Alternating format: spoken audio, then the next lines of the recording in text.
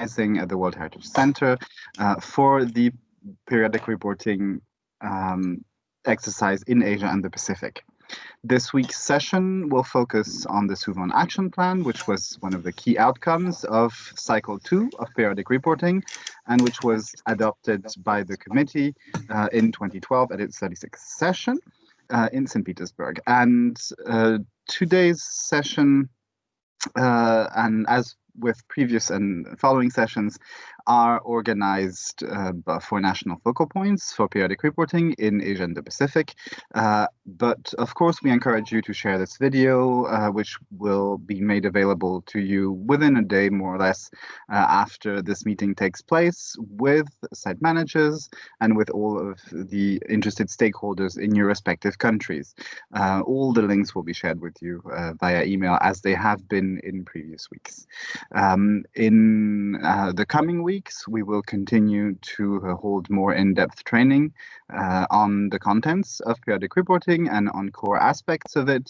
Next week, we will talk about the Pacific Action Plan specifically, and after that, we will move on to dedicated sessions to specific aspects of the questionnaire, such as OUV, factors affecting the properties, boundaries, synergies between conventions, and various other topics. And we hope to see more and more of you every week. But without delay, I will pass the floor to Mr. Feng Jing, Chief of the Asia and the Pacific Unit of the World Heritage Center, who will give us a first-hand account of how the Suwon Action Plan was conceived, what its main points are, how it's been implemented, and how that affects periodic reporting today. Feng, over to you. Yeah, okay. Thank you, Anadol, and good morning, good afternoon, or good evening to everyone. This training session aims to target all our colleagues in the Asia Pacific region, and of course now it's becoming quite difficult. In particular, the COVID situation in France and overall in Europe is not getting better. So as of midnight today, we go back to another round of confinement, the lockdown. And I hope that we can still organize this online training for the national focal points across the region, and in the hope to really help the smooth running and effective operation of the periodical reporting exercise.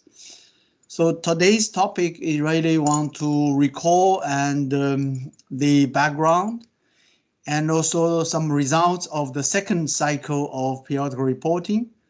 In particular, the Suwon Action Plan developed in December 2011 in the Suwon city of the Republic of Korea. So I think now I start with the PowerPoint presentation and give you an overview of the development of the action plan and some of the follow-up actions across the region. Yeah.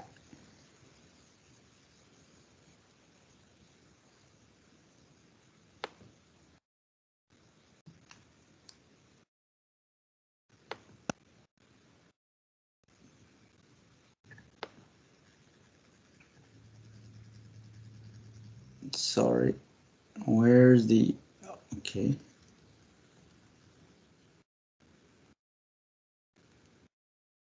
Yeah, okay, got it. So can you see the screen? Yes. Okay, let me get started. Yeah.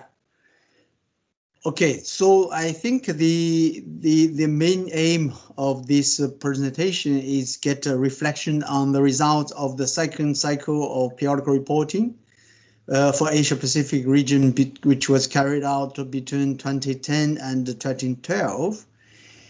And I think first the scope and also outcome. I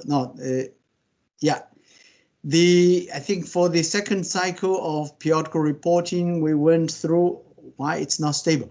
We went through, I think, different aspects regarding the retrospective statement of OUV, and the online questionnaire submission, which reached 100%, all 41 state parties, and also including all 198 sites. And in between, the retrospective inventory regarding the boundary and also maps was also submitted. Some also the proposed sort of adoption of some of the boundary modifications by the 36th session of the World Heritage Committee in 2012. Regarding the implementation of the second cycle of periodical reporting, I think 3 sub-regional workshops for national point or focal points were organized. One for the Pacific in Omopiti in the French Polynesia, and one in Taiwan, China for Northeast and Southeast Asia, and one in Dehradun, India for West, Central and South Asia. So also the national and sub-regional workshops for site managers were organized by the national authorities. I think there are many, as we always encouraging for the current cycle that it is crucial that those national or sub-regional workshops can be organized pending the health situation. And of course, 2 regional meetings were organized to discuss the results and also preparing the action plan. One for the Pacific and also one for Asia. I think the one of the Suwon action plan. So the main results of the second cycle of periodical reporting was the key issues on the review of management plans and management system for World Heritage properties. Also more sustainable financing and human resources regarding the protection and management of the World Heritage properties. Surely one aspect of community involvement and benefit sharing.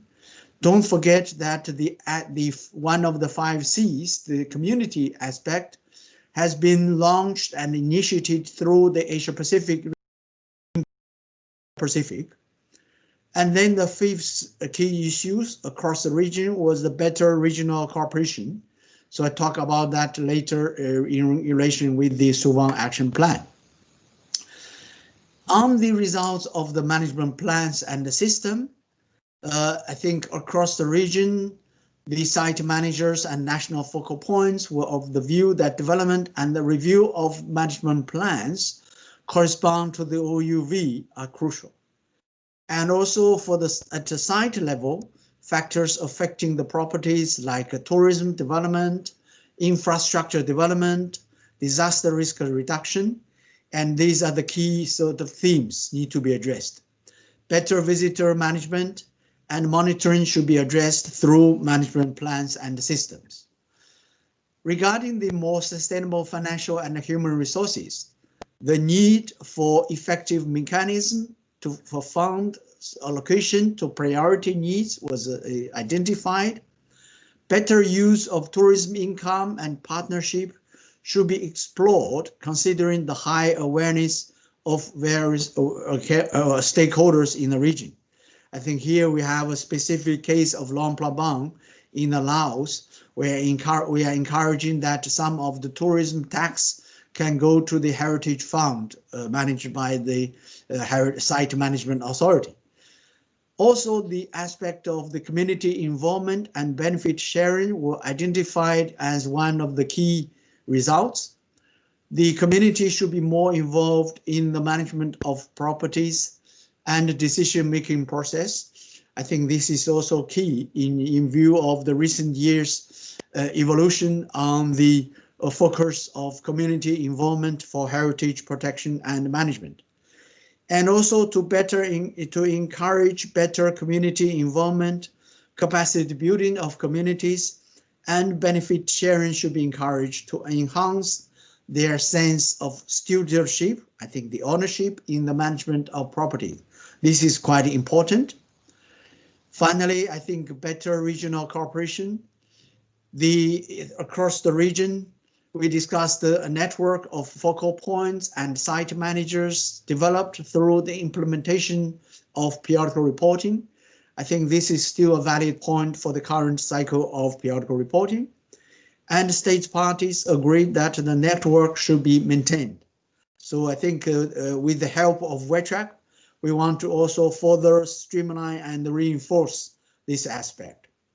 The site managers also find it useful to exchange information regarding how to deal with factors affecting properties. So I think these are the main results through the second cycle of periodical reporting. Of course, in the process, the Suwon action plan was developed in December 2011. So across the Asia Pacific region, 2 action plans were developed. One was the Suwon action plan for Asia, address regional and sub-regional needs. And also, again, as said, put development or review of management plans and systems as the top priority. Another one was the Pacific Action Plan, which was developed through a regional workshop in Apia, Samoa. And it was also revised based on the outcome of periodical reporting. So the current one, I think, was 2016 up to 2021. So today's focus, I just focus on the Suwon Action Plan. The Suwon Action Plan was really, I think, the background was that around late 2011, the preliminary results and outcome of the questionnaire were received, and the center, together with the Cultural Heritage Administration of the Republic of Korea, agreed to organize the regional workshop, first to review and discuss the preliminary outcome of the second cycle of periodical reporting exercise based on the responses to the questionnaires submitted by the Asian state parties. And secondly, also joint develop a regional action plan to be presented to the World Heritage Committee at its 36th session in 2012 in St. Petersburg, Russian Federation. So the last objective of this meeting is to promote regional cooperation mechanism through exchange of information and experiences on the implementation of the World Heritage Convention. So these are the overall objectives of this meeting. Of course, I think the nutshell of the Suwon Action Plan, I have a paper version, but I think the electronic version was also uploaded on the World Heritage Center's webpage. So the main, the logic frame for this was following the 5 C's, 5 strategic objectives of the World Heritage Convention adopted by the committee, vis-a-vis the first one, the conservation.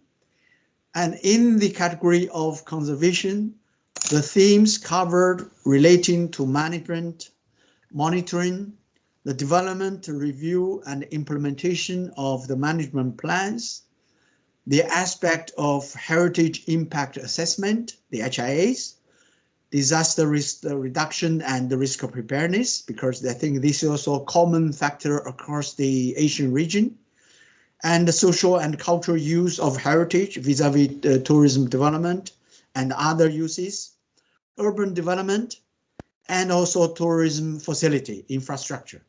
So I think these are the themes identified. Of course, in the action points, the specific things were mentioned and also discussed by the 4 sub-regions across Asia, Southeast, Northeast, Western Asia, and Central Asia. I think these are there are specific action points being identified as priority actions. The second category was on capacity building. The themes covered were the conservation, education, interpretation, visitor management, risk preparedness, monitoring, the community outreach, the budget and work plan, and of course, the capacity building on the nomination preparations. I think, again, here there also priority action points being identified for the sub-regions and also even action points at a national level. I think these are the sort of overarching themes in guiding the development and implementation of the action plan. The third aspect was relating to the credibility of one of the strategic objectives of the convention. I think here the main themes covered was relating to the nomination process. There are also regional issues like the regional gap analysis and thematic studies on tentative list ongoing relating to serial, transnational, and transboundary sites, and underrepresentation of natural properties on the World Heritage List. I think these are the main themes identified, and the action points were also identified for the regional, sub-regional, and national levels. I think this is the third C, credibility. And of course, the next one was focusing on the communication. The themes covered were the network of focal points and site managers, the intergovernmental nature of the convention and stakeholders' awareness, reason, and collaboration, the good practices and the sharing of experience across the region by way of good communication. I think, again, here the action points were also developed. There are also the exchange of experience through the network of national focal points and site managers. I hope that this can be further strengthened through the current third cycle of periodical reporting. The fifth C and last C was relating to activities. I think this is something it's quite in fact, there is a lack of understanding and on impact of tourism at the community level. And so we're thinking that ensure the engagement of local communities, including the residents, the indigenous people, and the traditional caretakers in the management, protection and management, and even decision-making process for heritage protection and management, and of course sharing of benefits amongst the local stakeholders. I think this is a sort of guiding framework for the development of the action plan, and of course the priority action points developed or also addressing the needs at the regional, sub-regional, and national levels. So I think this is, in summary, the Suwon Action Plan identified the priority issues for the entire Asian region, as well as for sub-regions. The four main points that all state parties unanimously agreed that the development, review, and implementation of effective management plan systems is of paramount importance, and these should correspond with the OUV of individual properties, and where possible, time-bound action plans for implementation should be established. I talked in detail about the follow-up actions. Second is that all states parties in Asia agreed that the issue of disaster risk reduction and the risk of preparedness is among the top priorities for attention in the region. And also state parties in Asia all agreed that regional cooperation is currently lacking and the needs improvement. This is to be achieved through the establishment of the network for all focal points and site managers. And most sub-regions in Asia expressed the importance of greater community involvement and benefit sharing. So for that reason, I think in the framework of the Republic Korea UNESCO Funding Trust, we also launched some community involvement projects in Pakistan, Bangladesh, and also in Afghanistan, in other countries in the region. So I think this some of the pictures showing the action in developing the action plan in Suwon, the welcoming, the reception at the beginning of the meeting. 3 advisory bodies represented by Tim Bandman, the director of World Health Program of ICA, Surya, the site managers unit, project manager of the site managers unit of ICROM, and Jane Harrington representing ICMOS International.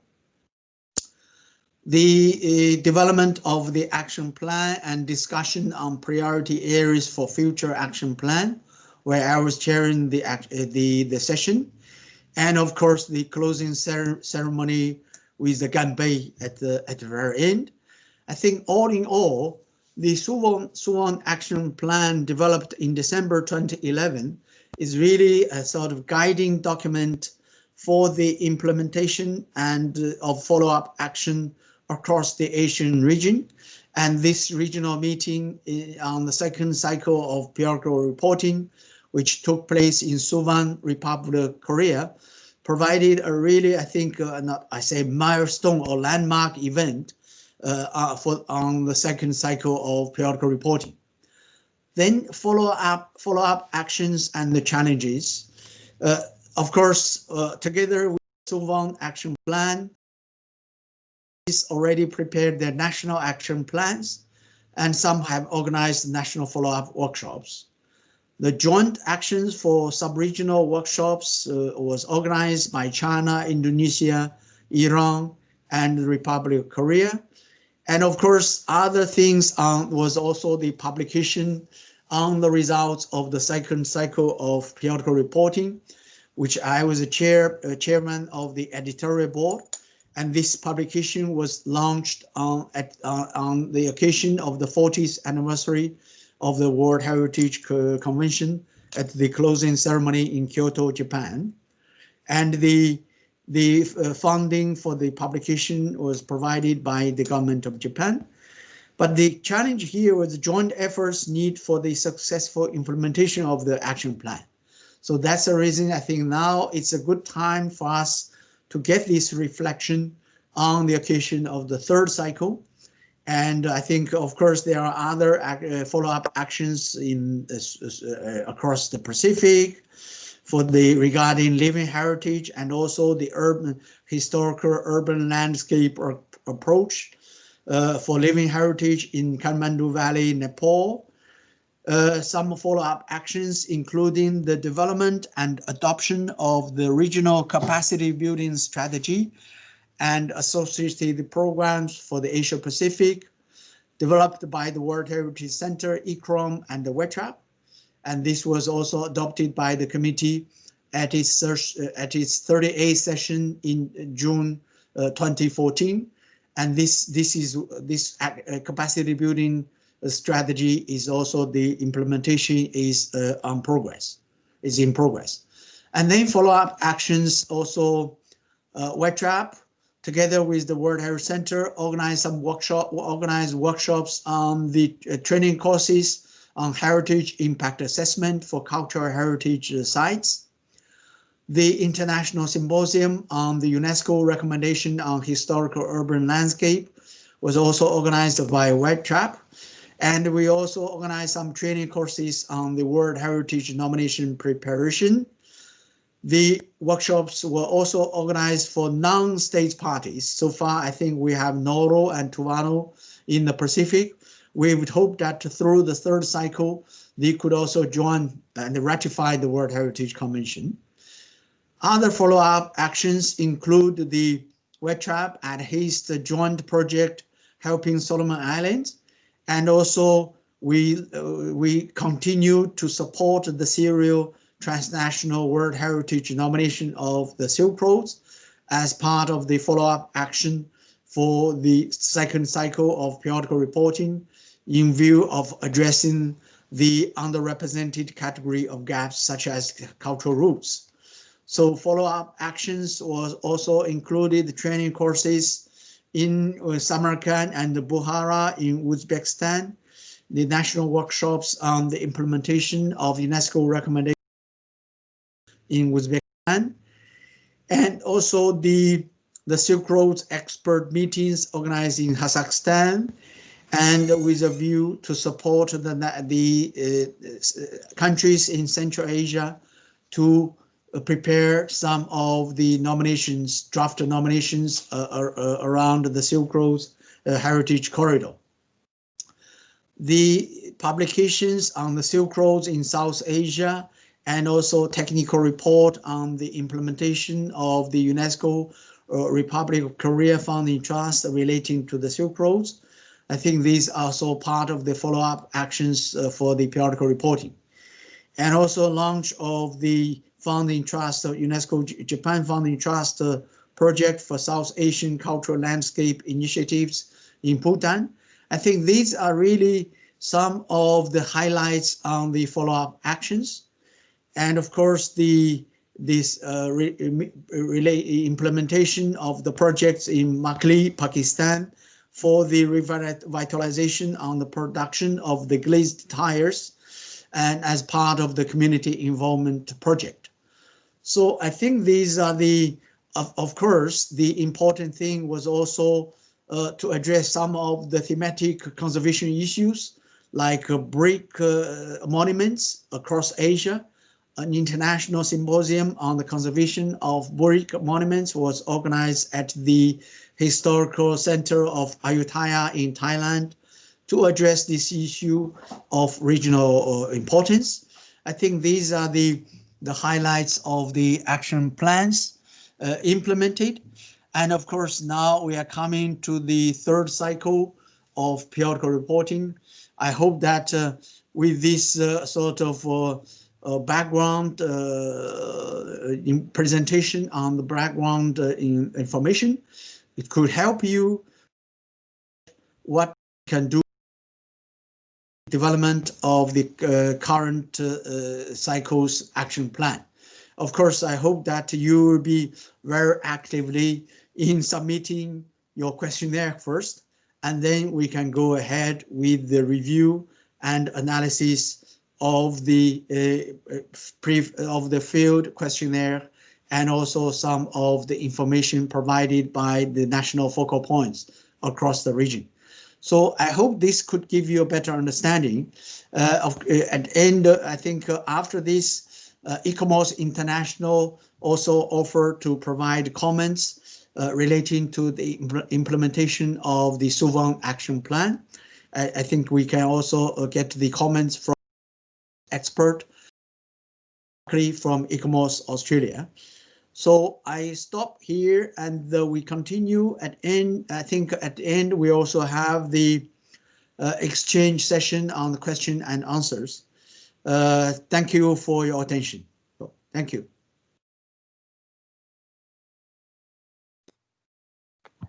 Thank you very much, Fang. I don't know if Crystal Buckley is online with us, and if she would like to take the floor to add a little bit about ICOMOS's perspective of the Suwon action plan.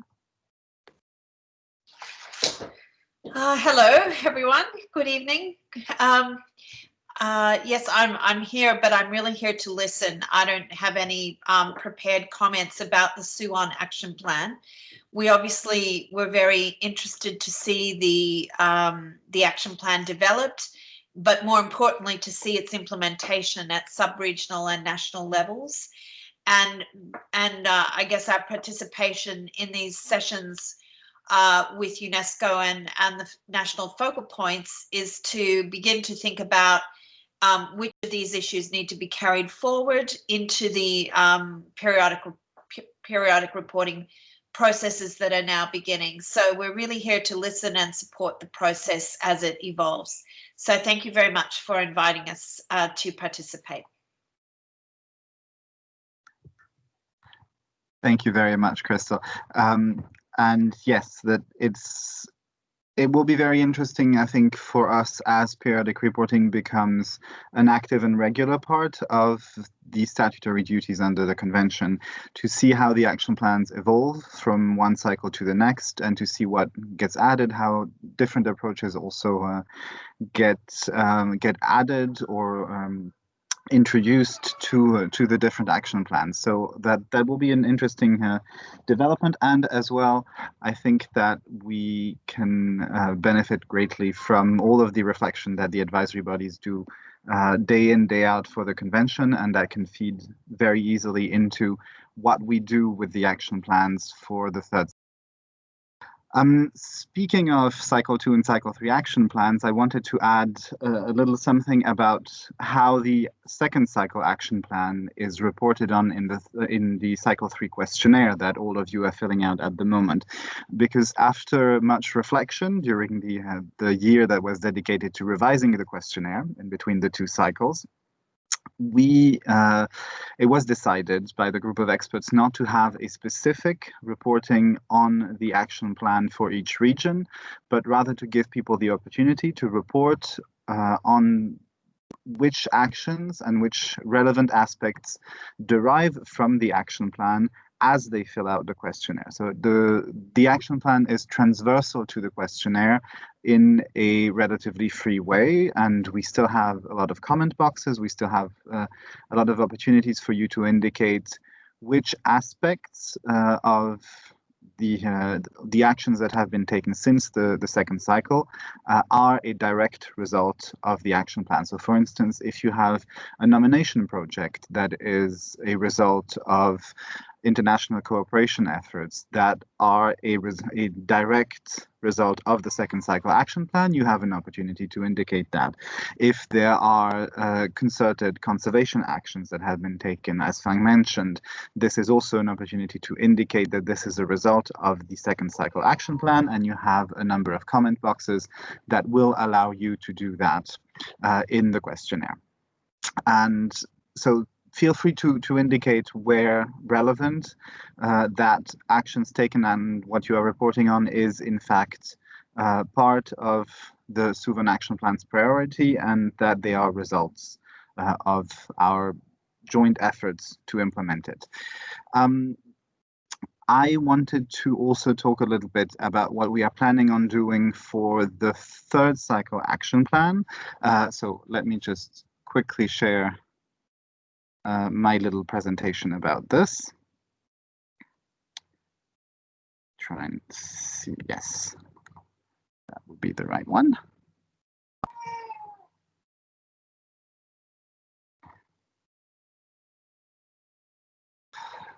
Go. So just to bring back my favorite slides of the Thursday morning trainings, which is the timeline for periodic reporting cycle 3. As you all know, we have started reporting on the 1st of October, and we will go through the reporting exercise all together until the end of July of next year. In the meantime, we have two implementation deadlines, one by the 31st of January for the section 1 of the questionnaire, and one by the 31st of March, in fact, for the section 2 deadline. In between and after these early submission deadlines, we will have the opportunity to discuss directly with all of you how the questionnaires have been filled out so far, and which points could be revised or improved, or which questions may not have been fully understood. This is an effort to improve the quantitative and the qualitative data that is provided in the questionnaire, so that we have fewer statistical outliers and that we can actually produce an analysis that is closest to the real situation in the region, which also feeds directly into the action plan. So this exchange will be quite crucial, and our advisory bodies, our category 2 centers, and of course our field offices will be very involved in this and in reaching out to you. And I can only encourage all of you once again to aim for the highest percentage of completion by these deadlines as possible. We will of course prioritize looking at questionnaires that are filled out as much as possible at this point to make it worth everyone's time. And so once all of this reporting exercise is finished and you submit your questionnaire, I want to work against the misconception that then the periodic reporting exercise is finished, because in fact, by that point, you've reached the midway point of our work on periodic reporting. And the next steps after the reporting period are, in my opinion, almost as important, if not more important, as the reporting itself, because that's when all of the information that you've provided us gets turned into action points and both an analysis that will stay with us for a long time and also next steps and the action plan itself. So there are a handful of key dates that we have tentatively scheduled. As we know, the world being what it is, everything is subject to change these days, but that is the idea at this point in time. There will be, as a very first step, a preliminary analysis of the questionnaire, which will be done as soon as the reporting window closes. Our periodic reporting experts, the center and the advisory bodies and everyone will get together to analyze the data and to see the main priorities, the trends, the needs, and all of the key aspects that arise from both the Section 1 and the Section 2 property level implementation of the convention. This will get shared with you as soon as it's ready. The idea would be that it would be ready by the end of October next year. This is obviously subject to everything working according to a timeline that was established pre-corona and pre-everything else. Ideally, and I hope by then this is possible, we would then be able to organize action plan meetings between the World Heritage Center, the experts, and you as national focal points between the end of 2021 and the beginning of 2022. Ideally, these would be in person, and I keep my fingers crossed that this will be possible by then.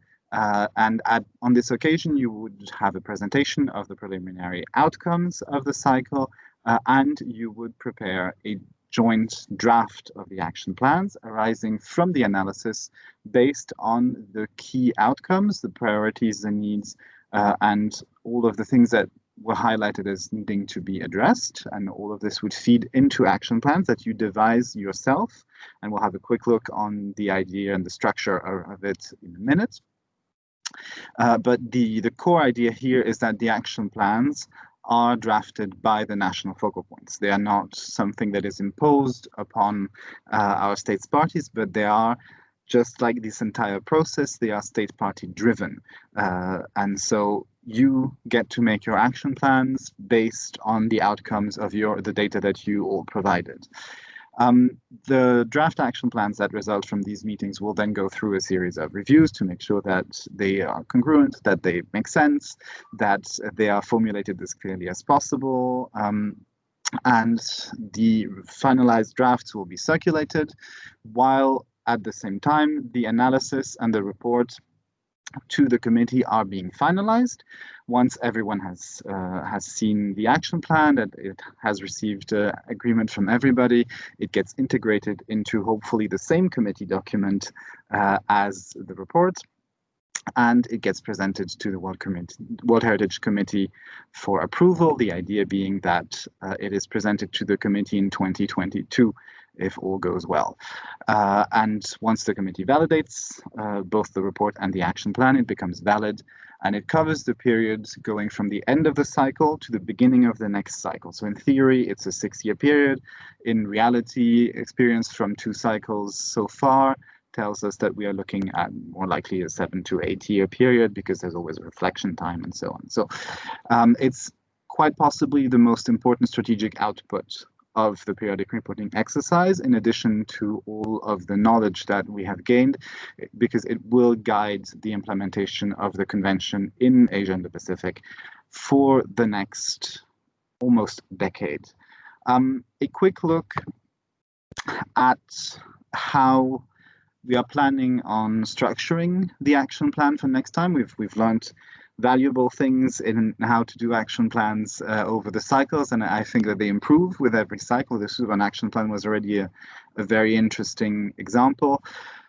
The idea of the action plans for the third cycle across all regions was to base them more closely on a logical framework or log frame, and to integrate the concepts of results-based monitoring, which are crucial to a lot of UN projects, and I'm sure many of you are familiar with them. The idea being that it becomes easy to use and that it is relevant and targeted and specific, and that it allows you to monitor progress in the implementation of the action plan effectively. As a sub-regional framework or regional framework, we'll discuss. There's a good chance that we still do 2 separate action plans for the regions, but it will be based on the identification of priority issues, both at the national level for the implementation of the convention, but also for site-specific issues. And these will be issues that are applicable to a number of sites that have arisen from the results of the cycle 3 questionnaires. And the idea being that this log frame action plan can be adapted to the national needs, and that you can identify priority issues or priority action points that are relevant to you, and that you can leave out those that are not, because perhaps you have already addressed this to a sufficient degree, or that action point does not actually apply to the properties in your country, and etc., etc. So the idea, there is a very important idea with it of national level and site level, to some extent, ownership, that you can adapt and transform this questionnaire into something that works for you, according to the key aspects and the key principles of results-based monitoring, which are accountability, of course, because you have a set and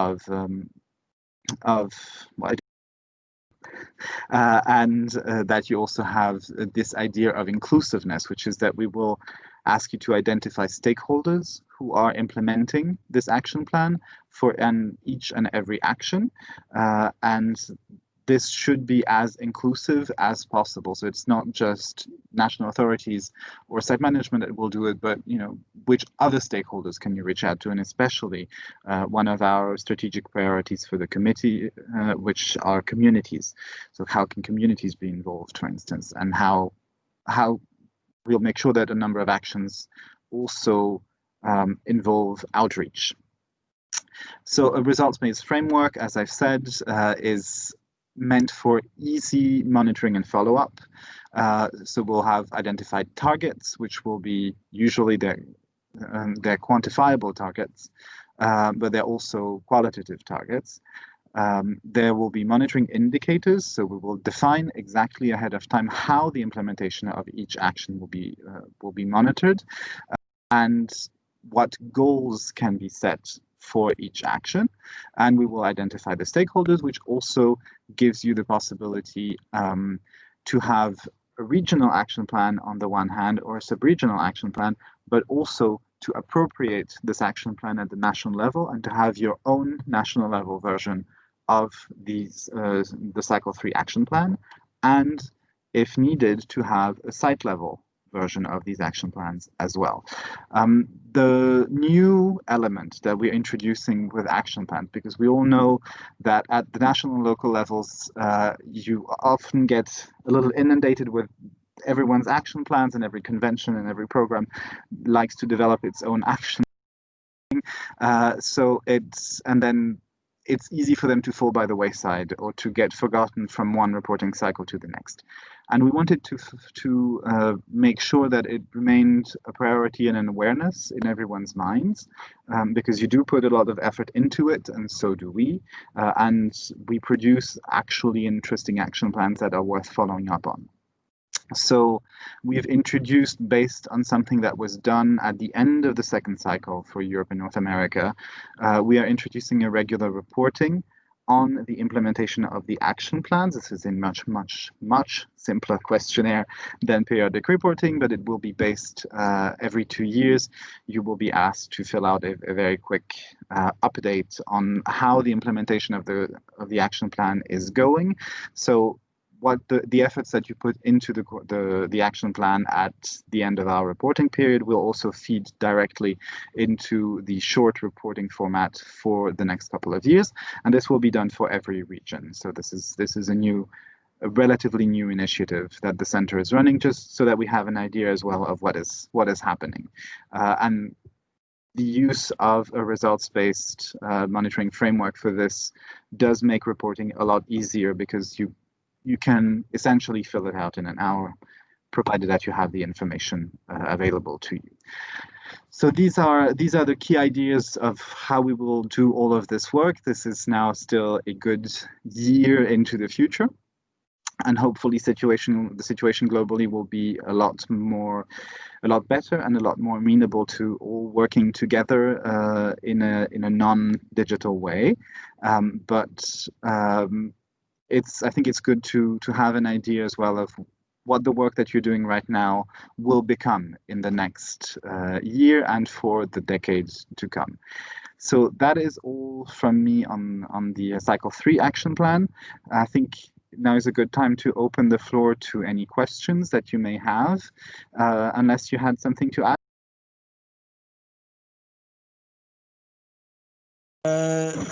No, just go ahead. Sorry. No, I've been doing another thing. It's just a Jakarta thing, so it's yeah. Okay, no worries. Any questions do we have any questions in the chat, actually? I saw a message or two pass by. No questions yet. Okay. So do we have any questions on the Suwon action plan or the process for the cycle 3 action plan?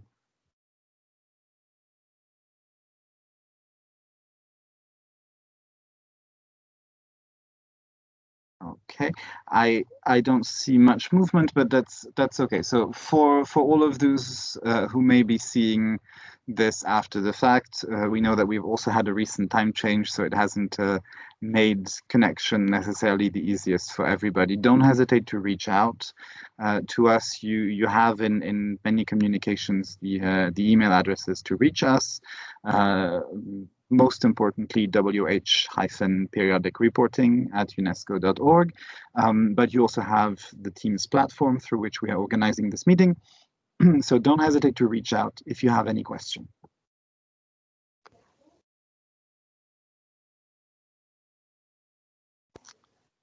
I think unless there are any points to be made about the action plan, I would want to cover a few things regarding access to the questionnaire, as well as the purpose of these meetings, just to reiterate, if that's okay. Absolutely. Yeah, go ahead. Yeah. So let's see. All right. So I can be visible to everybody. Hello. So I think the first point regarding access to the questionnaire, there are still a number of site managers as well as national focal points who have not accessed their questionnaire, and we have not received any indication whether it is a connection issue or they haven't received the response email.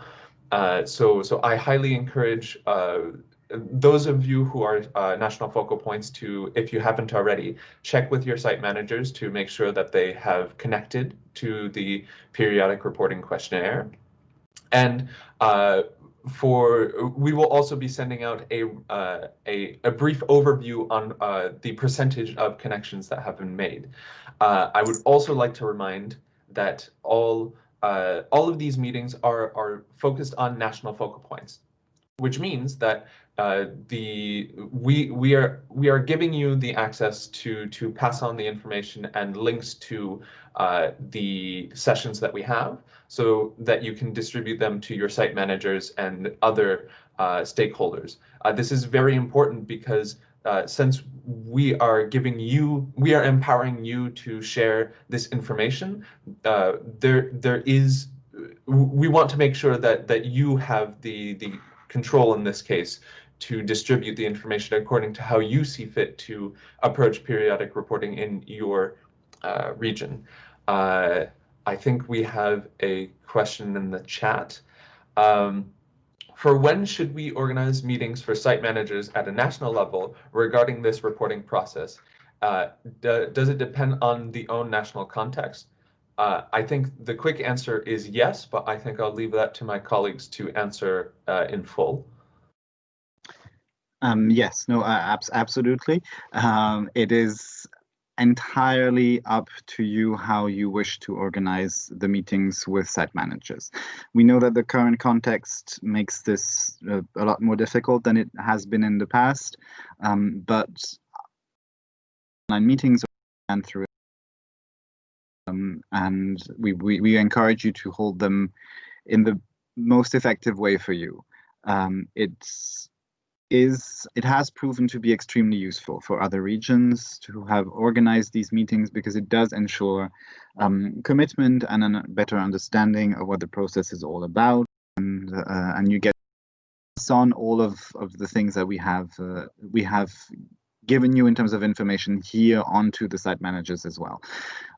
If this is really not possible, or just to share the information that you obtain here, we do provide freely accessible links to the videos every week, and these can be shared with the national focal points, and as well as all of the presentations and resources.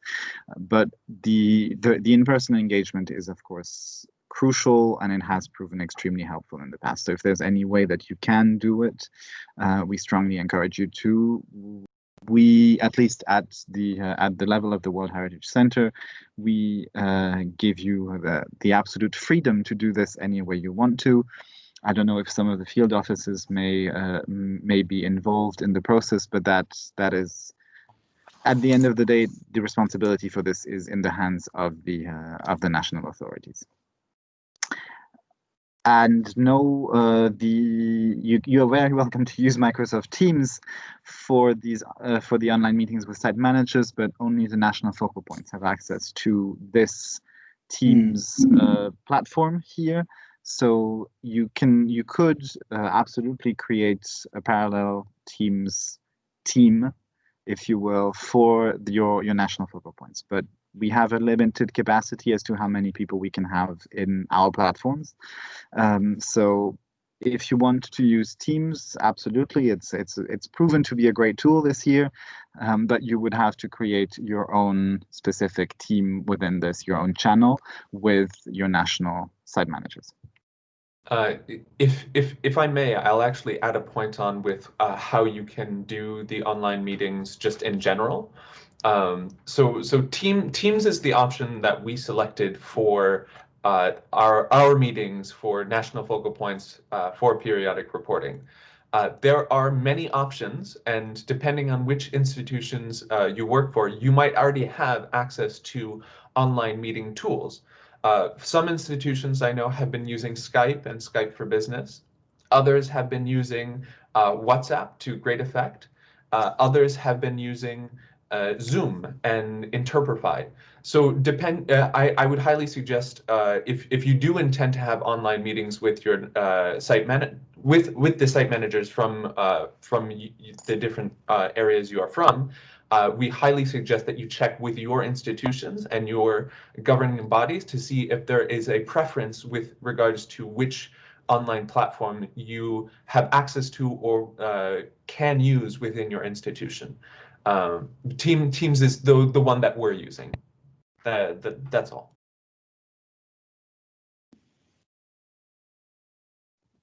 Fang, I saw that your microphone flashed. Did you want to add something? Yeah, I think here it's a really because regarding Suresh question on when the national authority should organize those workshops. I think the earlier the better. From the past experience, I think now we have Anatol show you the timeline for, of course, the section 1 is for national focal point, section 2 for site manager. But when you start the exercise, I think in each of the national context, whether it's a work plan or budget, I think if you plan it at an earlier stage, it will be better. That's why I think we propose the timeline like end of January for section 1 and end of March for section 2, in the hope that we could get the sort of the field questionnaire and get to the sort of preliminary assessment of the outcome. That is the way I think can enable the World Heritage Center, the advisor bodies, and also the international resource persons can have access or to get hold of the information from either national focal points or even site managers as soon as possible. Yeah, thank you.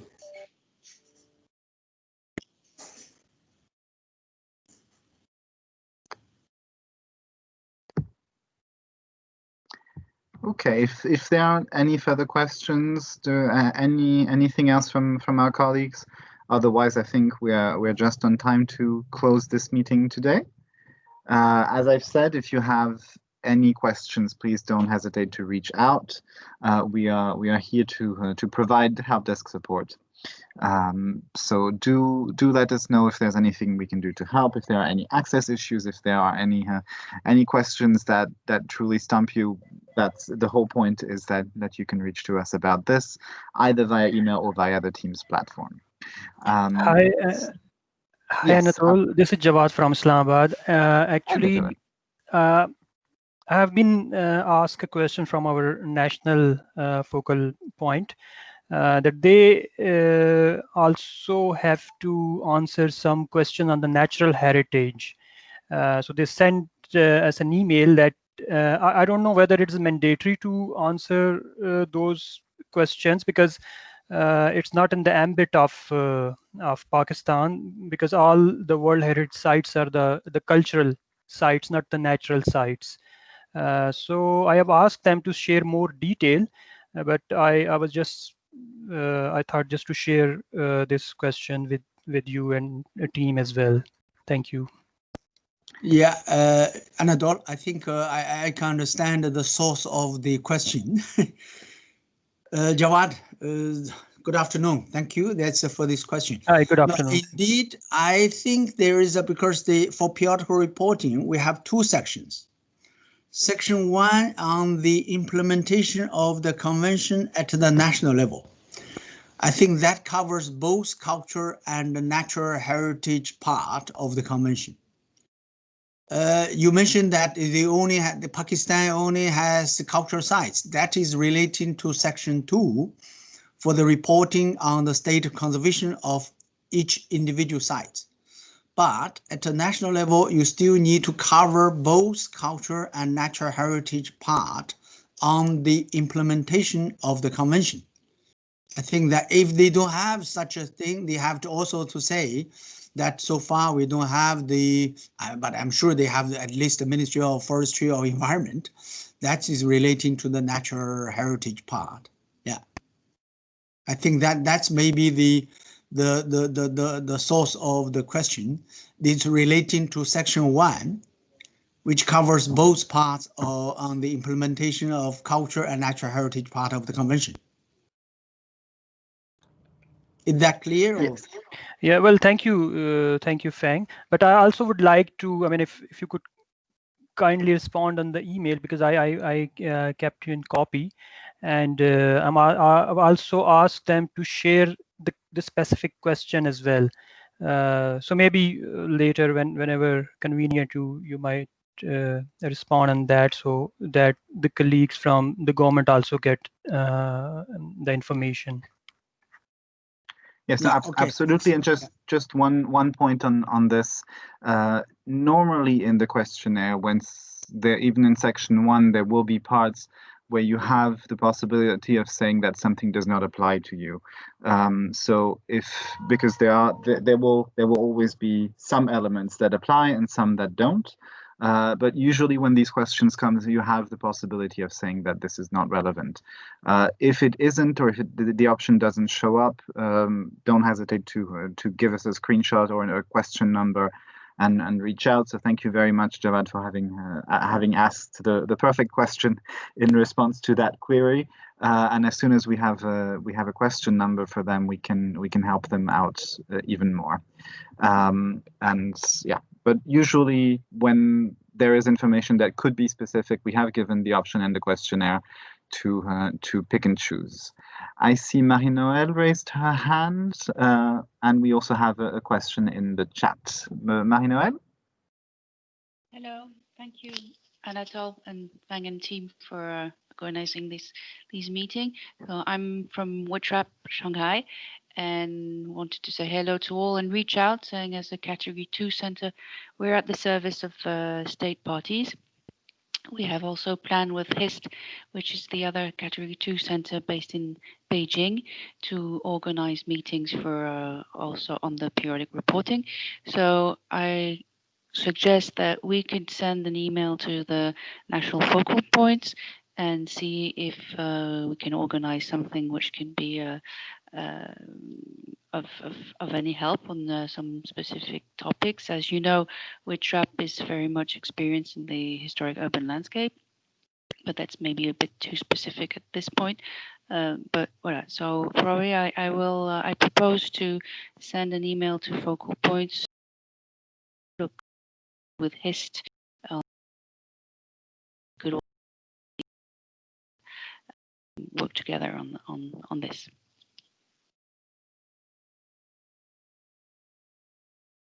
Thank you very much, Marie-Noël. I think that's an excellent idea, and we fully encourage. We've fully encouraged in the past, and we continue to encourage our advisory bodies and Category 2 centers to help in whatever way is feasible for them in the process. So thank you very much. If there's anything we can do to facilitate, do let us know. Fang, I saw you. Yeah, that's why I want to thank Marie-Noël. Yeah, okay. Okay, very good. And we had a good practice example, I believe, from the Islamic Republic of Iran. Yeah. In the chat as well, and the use of WhatsApp groups. So we can absolutely encourage other people who are looking for inspiration to look into it. I think it's a great way, whatever way can generate a feeling and a sense of engagement this year, and since it's much harder to meet with people in person, is very welcome. So it's a great example of using alternative tools and also translations of the documents, which we've said this many times in the past, but it is one of the most helpful things that can be done, and we're very happy to report that a number of translations have already either been completed or are in process to facilitate the process. And because the questionnaire it can be a little bit tricky sometimes, I think having it in your own language can make all the difference to the quality of the answers that people provide. So thank you very much for sharing this example. Mm-hmm. Okay, I think if there are no further questions, we got this 1 hour training session. First of all, thank you all for your active participation. I'm really impressed by the high rate of attendance, even at this morning's training session, because as I said earlier, the situation in Paris is quite special now. We are under this lockdown process. Now, I think your active participation shows your commitment from all the national focal points. Just briefly, I say I don't need to remind you that the framers of the 1972 Convention foresaw that inscription of sites on the World Heritage List was only the beginning of a process of education, preservation, and utilization, and the process which is lead to sustainable conservation of the sites. and this must be continuously monitored. And of course, that comes to the periodical reporting exercise. And this is a task before us now. And how can we assess the implementation of the convention at the national level, and also assess the health of the sites, including the state of conservation of those individual sites through the periodical reporting process. I think the region of Asia Pacific is lucky that we know, as the World Heritage Convention will be celebrating its 50th anniversary in 2022. And I think, of course, we could use this opportunity, provides an excellent opportunity to demonstrate the outcome of the periodical reporting, where focus will be also on the on preparing vision for the future of the convention. So I think the case, the presentation on the Suwon action plan just give you an idea on how will be next step, where we started the filling of the questionnaire. We also have to think ahead, think in advance, what will be the next steps in developing the regional, sub-regional, and even national action plans. Of course, we rely on you all, the national focal points, to carry out this state party driven exercise. And I hope that within this, in the next few months ahead, we're filling the questionnaires and also providing the assessment on the implementation of the convention and also the state of conservation of sites. You could also reflect what would be the top priority action points for developing the action plan, and really for the better implementation of the convention, including better assessing the health and the state of conservation of those individual sites. So I think the way we try to organize the training sessions well in advance is really indeed to share knowledge and experience. I'm very impressed with the high attendance of this training session, and I hope that we share the training schedule with you. And of course, like Javad mentioned, the natural heritage part on the implementation of the convention, my colleague Akane will provide further detailed presentation. I think we are trying to craft a sort of thematic presentation and also debriefing on all aspects relating to the implementation of the convention. And we hope that these sort of training session, although a bit early for us here in Paris, but could provide you with some useful information and experience. So thank you once again for your participation, and wish you all the best. Please take good care and stay safe during this special period. Thank you. Bye-bye. Okay. Thanks. Yeah. Thank you. Bye. Bye. Thank you, everyone. Yeah. Okay. Bye-bye. Bye-bye.